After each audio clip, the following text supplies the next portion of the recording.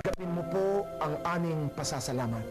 Maraming salamat, Panginoon, sa maraming taon. Na ipinahiram mo sa aming dating Pangulo. Maraming salamat.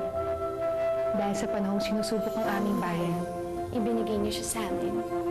Para maging tagapagtaguyod ng demokrasya at maging huwaran ng katapatan at integridad. Maging gabay sa gitna ng pangamba. Maging inspirasyon para sa pagkakaisang naipagmalaki namin sa mundo. Maraming salamat. dahil ang kanyang mga pinanindigan at ipinaglaban ay makahulugan pa rin sa sambayan ng Pilipino. Hanggang ngayon. Ang lahat ng kanyang mga pamana sa aming lahi ay panghabang buhay naming sandigan. Maraming salamat, Panginoon. Dahil sa panahon ito ay binigyan mo ng lakas at kapayapaan ang kanyang pamilya.